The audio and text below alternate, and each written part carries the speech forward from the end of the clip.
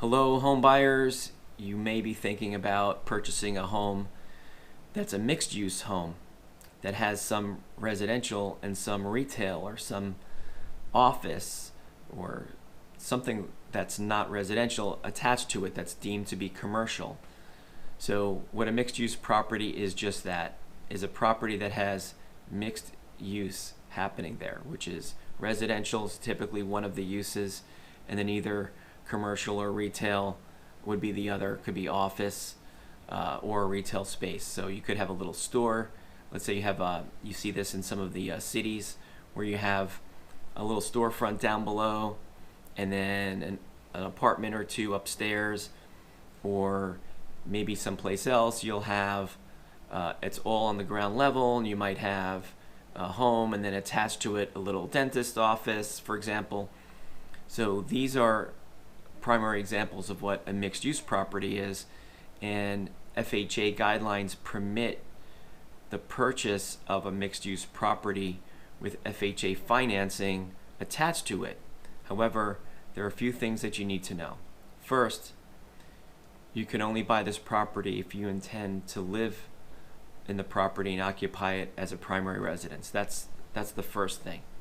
Second, the residential portion of the property must be at least 51% residential, and that's based on square feet calculation or square footage calculations.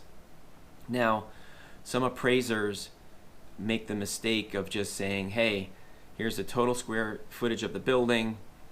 It's 4,000 square feet. Retail's in the bottom. The home or the apartments are upstairs. Therefore, it's 50-50. Well, that's not the case.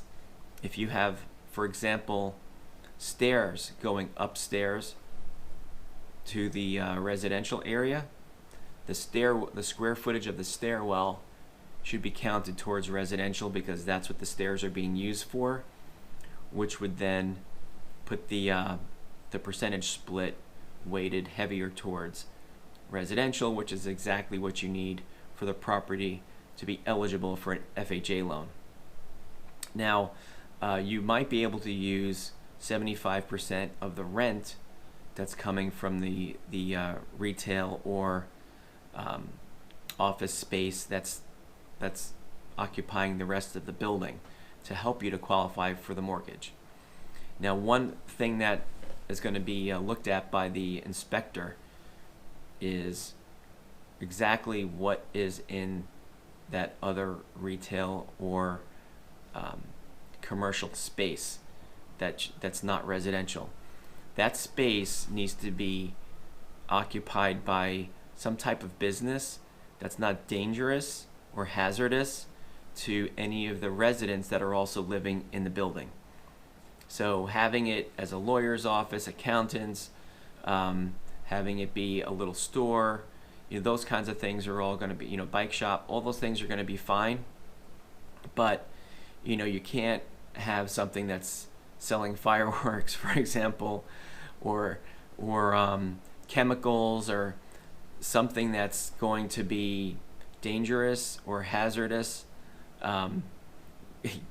Ammunition for guns, for example. I'm just using the extreme examples here, that maybe it's ridiculous, but you follow what I'm saying.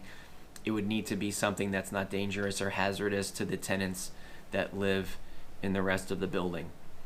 So if you are interested for sure in purchasing a home or a building where it's got residential and commercial combined, and you're willing to occupy the residential portion as your primary residence, then this can work for you.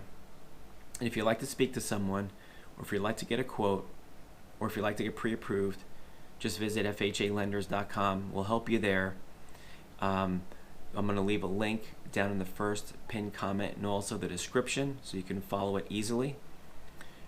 We thank you for watching today. I hope you come back again. Hope you have a great day.